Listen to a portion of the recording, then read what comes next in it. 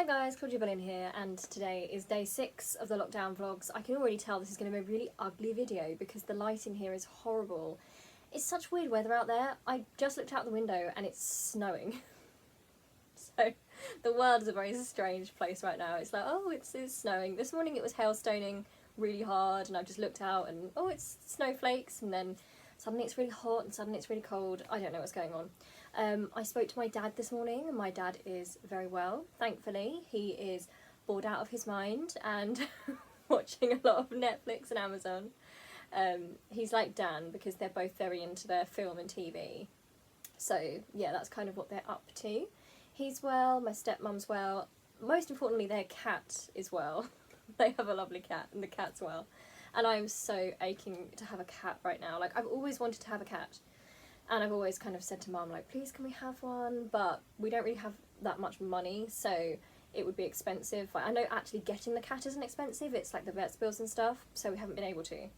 But yeah, I think that this period of time is going to be a great chance to convince her that, look, it's entertainment within the home. We don't even have to leave and we can watch the cat getting up to all sorts of things. One day I will achieve my aim and I will own a cat. If you can even say that you own a cat. I feel like you can say you own a dog, but when you have a cat, it's like you don't own it, you're cohabiting with your equal, and perhaps you're better. Okay, so I'm going to answer some questions as per usual. I hope you're all doing okay. So, Maria, Jose, I never know, but thank you, Maria, for always commenting and being around. I see your stuff on here all the time. Maria says, why don't we use this space, so the space under the videos, to recommend to others movies and TV series to watch? So Maria recommends watching, I'll put this down here, so the sound might be a bit better, Black Sails, because it's a period drama about pirates, but it's also about systems of oppression and the different ways people respond to it. It tackles the British and Spanish Empire, sexism, slavery and racism, ableism and homophobia. It's very character-driven and one of the best pieces of media I've consumed as of late. Yeah, so I love that idea, Maria, so if anyone's got any ideas, not just for me, but for anyone else reading, because I feel like we're all going to be watching a lot of TV right now, and I feel like, I know we complain that we're bored, but we are extremely lucky to have access to these things. I mean, we are in a very privileged situation. One of my favourite YouTubers, Rowan Ellis, who makes a lot of like LGBT content, she's just so cool. I think she speaks a lot about Black Sails. I'm sure I've seen her talking about it on Twitter. So it's one of those things that in the back of my mind I know I'm going to watch, but I haven't yet. So over the next few days, potentially, I might start. Krista Berry under that says, The Good Place and Carmilla. So The Good Place is a sitcom about a bad woman who dies and gets sent to heaven by mistake. It talks about philosophy and ethics in a surprising amount of depth while also being genuinely sweet and really funny. Camilla is a web series, I've seen a bit of Camilla, loosely based on the novels of the same name about a lesbian university student, her vampire roommate and love interest, and their attempts to save the school of the world from different supernatural entities. It's very gay and fun. Yeah, I'd recommend Camilla, or Carmilla. Is it Carmilla or Camilla? I don't know. But I watched that for a while. I didn't finish it, I just kind of drifted out of it, but I did enjoy what I saw. I don't know where to put my laptop when I'm filming this. That will do. Okay, so, that's better. Okay, so Potterhead Hoovian says, I was wondering what sparked your love of Anne Boleyn and Tudor history in general. Did you learn about them in school, or did you discover them on your own? Loving these videos. Thank you. Well, we studied the Tudors in year 5 at school, and I fell in love right away with the time period. Just the idea of, I think it's because there were so many women in that part of history, and I wasn't used to learning about women in history. The first character I became very interested in was actually Mary I.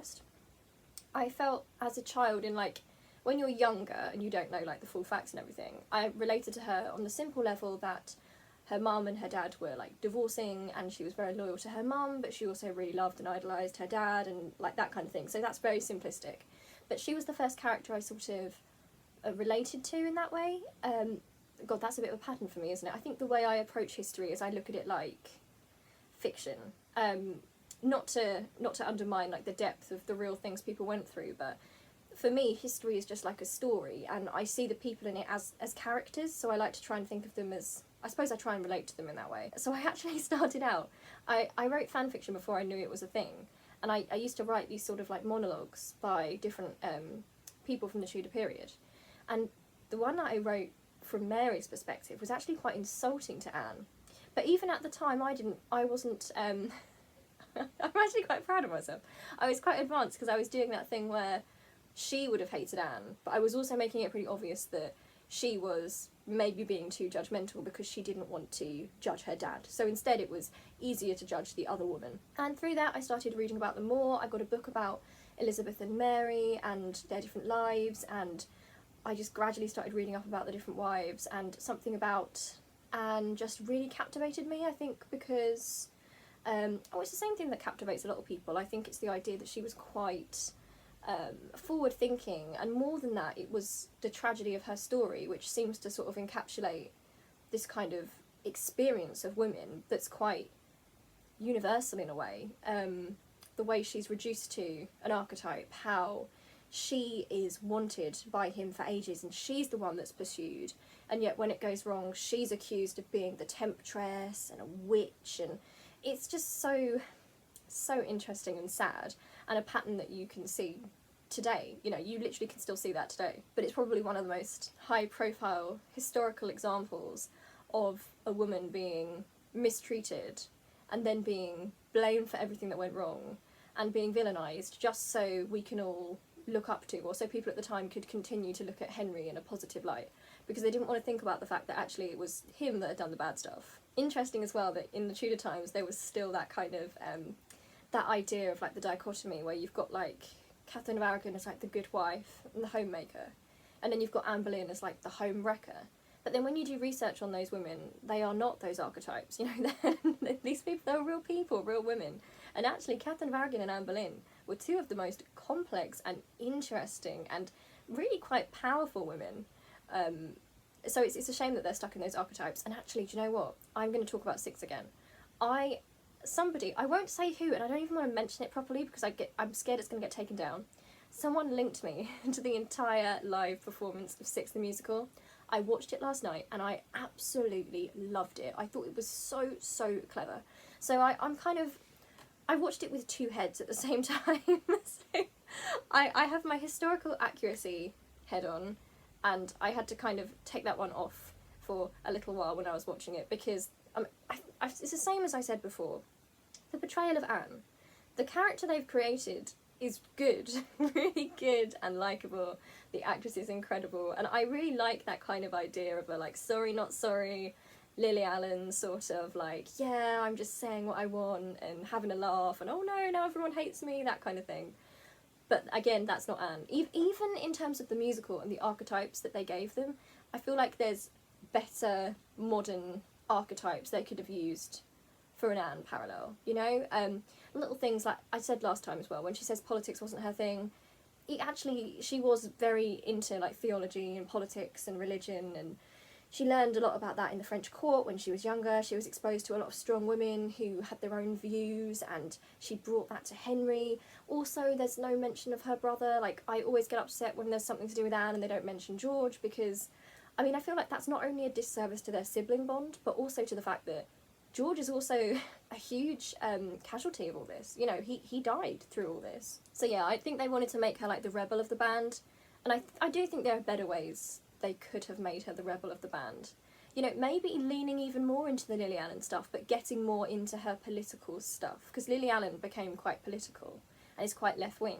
So I'd be interesting if they'd kind of made Anne more that, because at the time she was a reformer, and that was considered quite radical, you know. I'm also intrigued by the fact they didn't kind of have squads within the group. Like, if I was writing it, I feel like there's distinct little friendships that would happen because of their personalities, even in the musical. Like, for example, Catherine of Aragon and Anne would not get on. They would be feuding. They would be like the two members of the band. Forgive me, this is not a real feud, but you know when people used to say like, oh, Nadine versus Cheryl or something like that. Not that that was a real thing, that's probably a tabloid thing. But they'd be like the two like powerhouses that were like battling it out, and they would not be friends in any sense. But then you've got like the more Protestant ones, so you've got Catherine Parr, and you've got Anne of Cleves, and then you'd have Anne Boleyn. They'd have like a little squad. And then Catherine Howard would also be one of their squad, because Catherine Howard is Anne's little cousin. So I was expecting that to happen, and it didn't happen. Like, they're cousins, I would have liked that acknowledged. And then you've got the two Catholics, so you've got like the good girl, Jane Seymour, and you've got Catherine of Aragon, and Jane Seymour was a very loyal lady in waiting to Catherine of Aragon. Those two probably would have been friends. yeah, there's just a couple of missed opportunities, but I love what they did with Anne of Cleves. I really, really think that was clever. Yeah, I love that they're really showing how great she was, really, and the idea that she did come out on top in the end. And yeah, it's just sad that everyone thinks of, oh, Anne of Cleves, the ugly one, when actually, if we look at like the sources and everything at the time, she wasn't even considered ugly. You know, she wasn't even considered that for the time at all. She was considered to be quite nice looking. It's just that she had a different sort of manners because she'd come from like the German court, and they were very reformist, very Protestant, from the Protestant League. So it was a very different kind of culture. Henry's used to more maybe vivacious, sort of forward women because of the culture clash, and she wasn't like that. She was brought up very strictly, so she was different. And also there's the story about her meeting Henry, and he for some reason decided it would be a good idea to get into a disguise. Now, because all his life everyone had treated him like he was so handsome, wonderful and glorious, he had it in his head that that's what he was, and that everyone would see that no matter where he was or who they thought he was. So he pretended to be like this random man, and he approached Anne of Cleves, and I think that, I don't know how true it is, but I think the legend is that he tried to kiss her, or he wanted an audience with her or something. And I'm pretty sure it's true, but I need to fact check it. I don't want to like be telling you lies, but I'm pretty sure that he went to kiss her and she actually like spat on the floor or something, or she was really horrified and she was like, oh, get off me, because he was just like an ordinary, not very attractive sort of fellow, you know, and that offended him to the point that he was like, oh, he did that typical thing that a lot of guys can do online. No offence to the nice guys out there, but you know, the ones where if you reject them, they start getting really mean and horrible, even though they've been inappropriate to you in the first place. So he's like, oh no, she's ugly, she smells, all that kind of thing. I think it was all projection with Anne of Cleves, so yeah, I absolutely love what they did with her.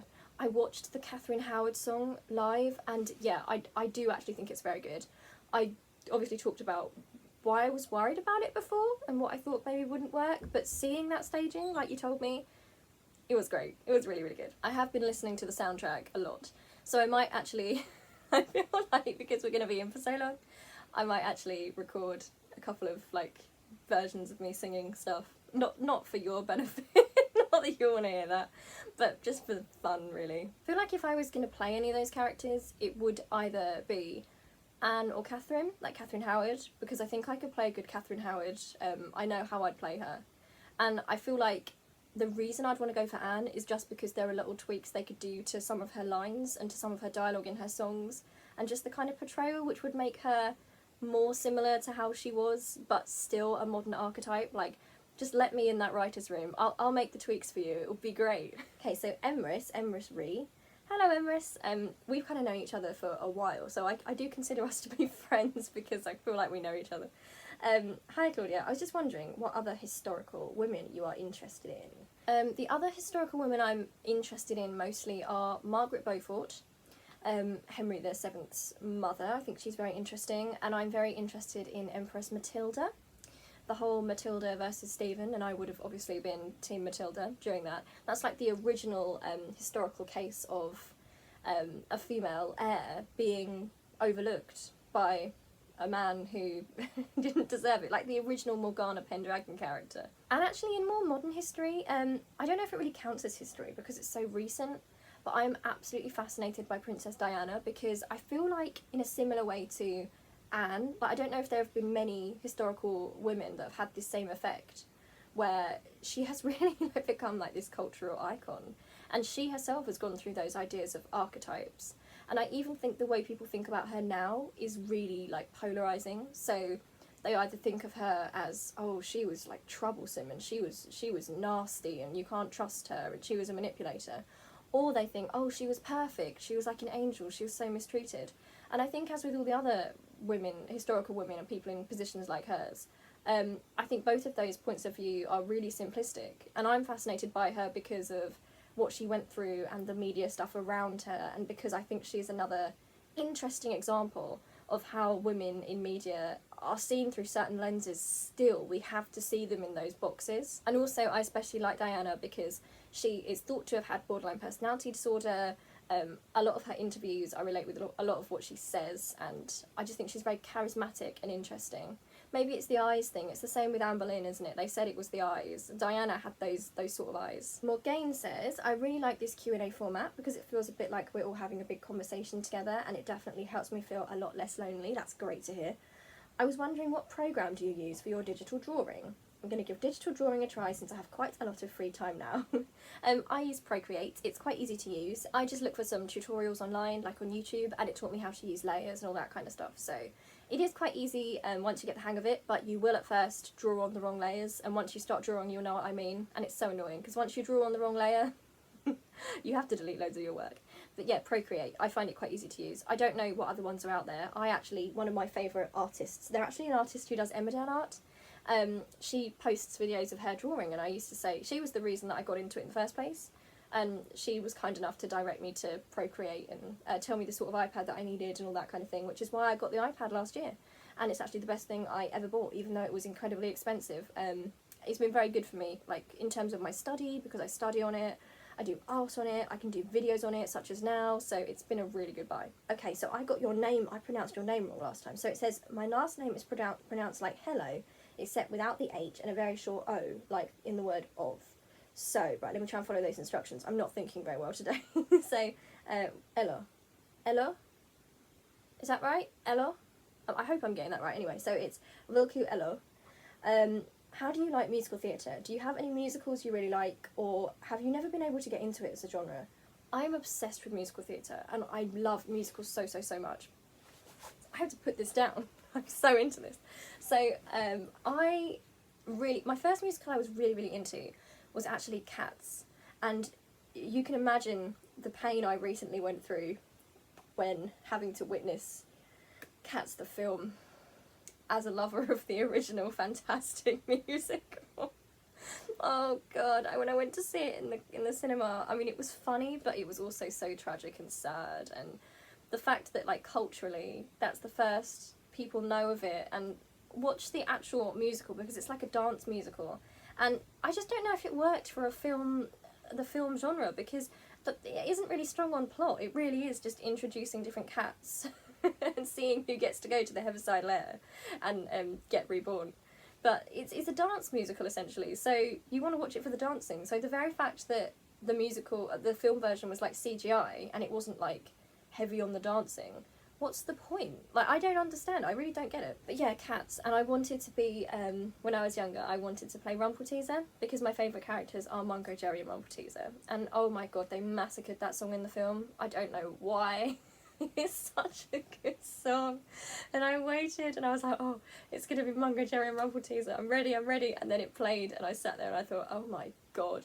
And the funny thing is, Dan knows a lot about Cats, the musical, because I used to watch it at home, and it used to kind of traumatise him a bit, because he used to be really scared of the opening. There's like this creepy music and cat noises and these eyes on the screen. Anyway, he knows the song, so he was ready as well. He was ready for Mungo, Jerry and Rumpelteazer, because I used to play it all the time. He too was heavily disappointed. I actually have 3 favourite musicals. My next one is not in like order, they're all the same to me. Chicago. I love Chicago. I wanted to play Velma Kelly. I wanted to be Velma Kelly. That was the reason I got a bob when I was in secondary school, because I wanted to be Velma. And also Cabaret. Cabaret is one I came to older, weirdly. The other 2 I liked when I was younger, and I still do. And Cabaret, I think I got into maybe in the last like 4 or 5 years. I just think it's a really clever musical. And I'm obsessed with the character of Sally Bowles, because she's kind of unlikable but charismatic, and I'm really interested in characters like that. Oh, and I really like West Side Story. West Side Story is a good one. Because of the dancing, I like dance musicals and musicals with like a sort of social message. I got into Wicked as a teenager, and I actually played at Elphaba. I went to...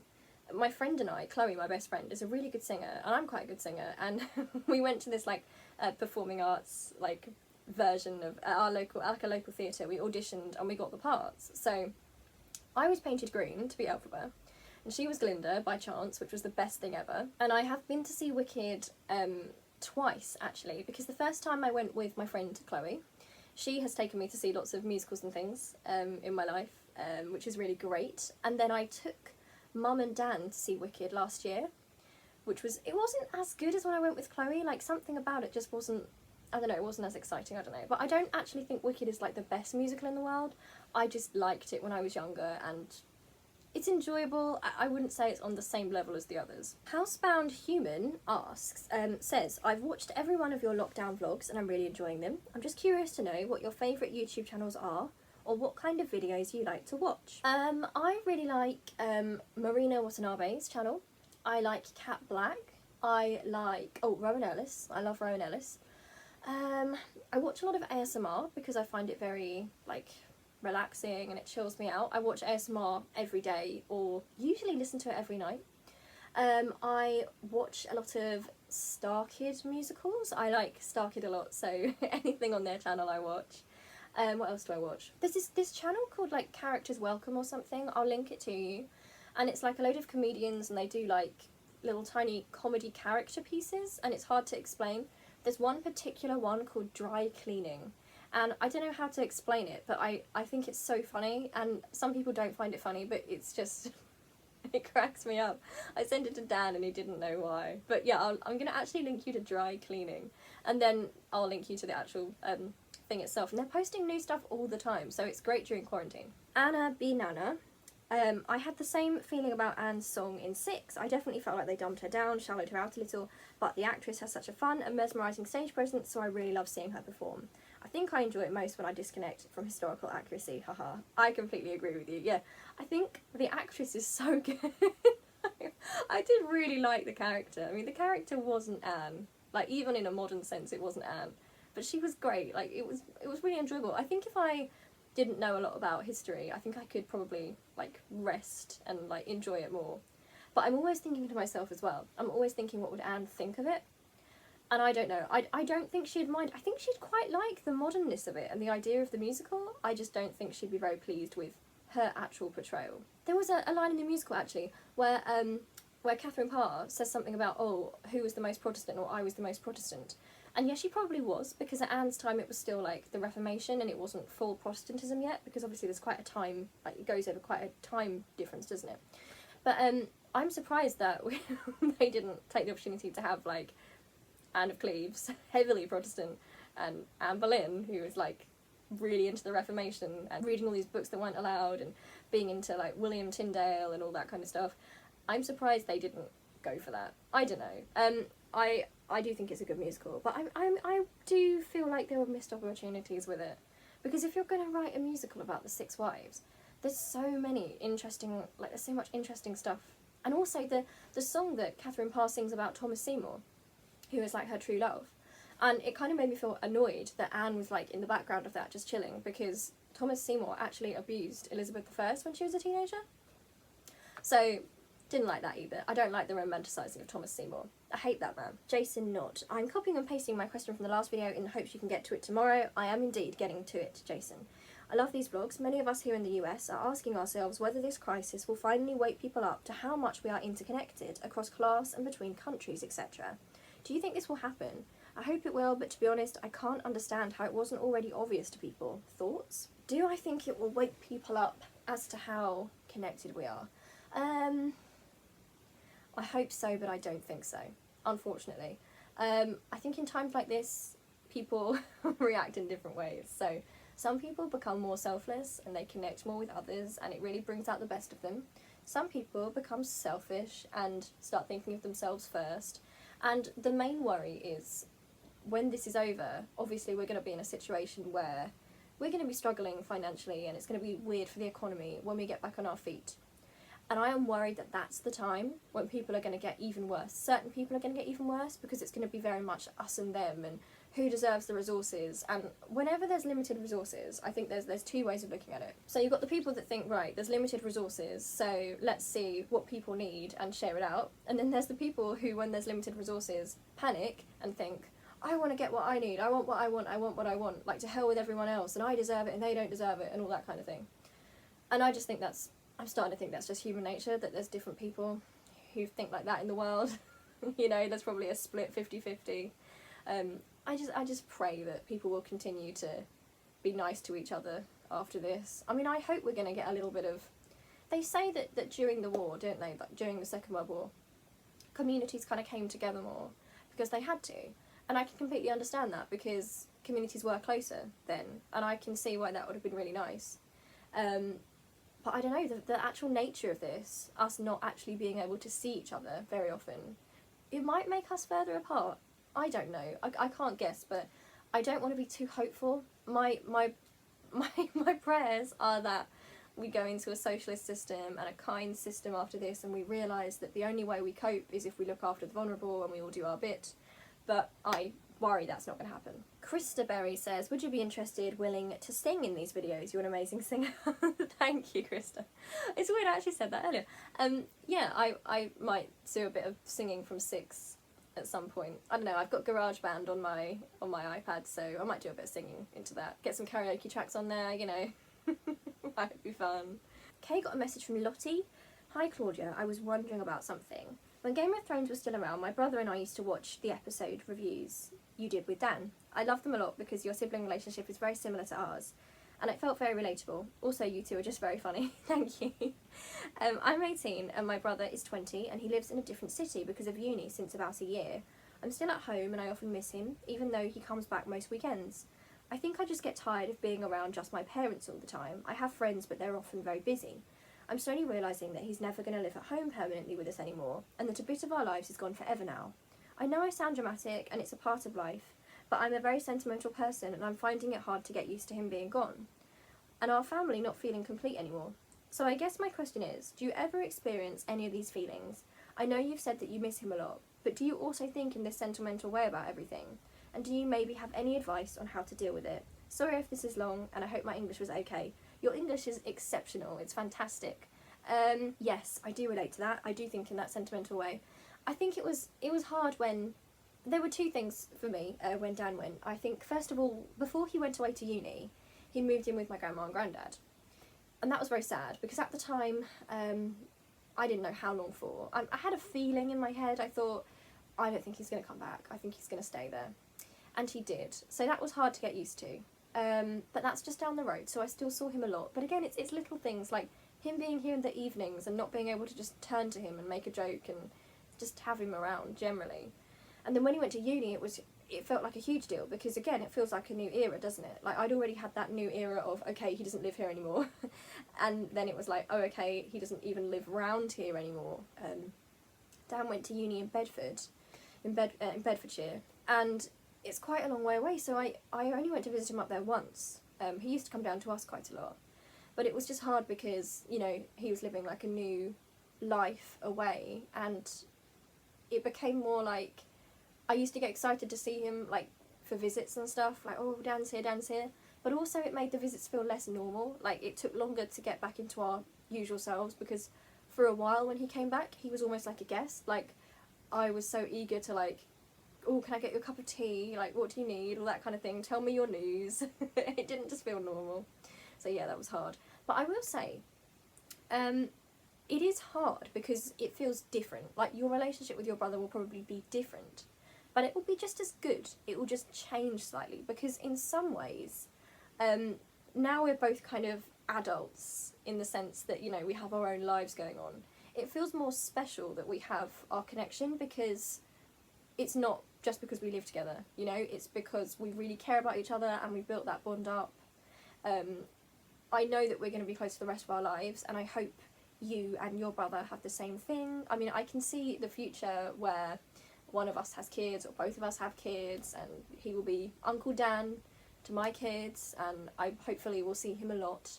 It will change, but then through life, your relationships will change. You know, your relationships with your siblings will change because you don't know if your sibling will get a partner, they might get a job away, anything like that. Just because it changes and it's not the same as it was before, it doesn't mean it's the end of the relationship. It just means that your relationship will morph a bit. It will change a little bit, it will change form.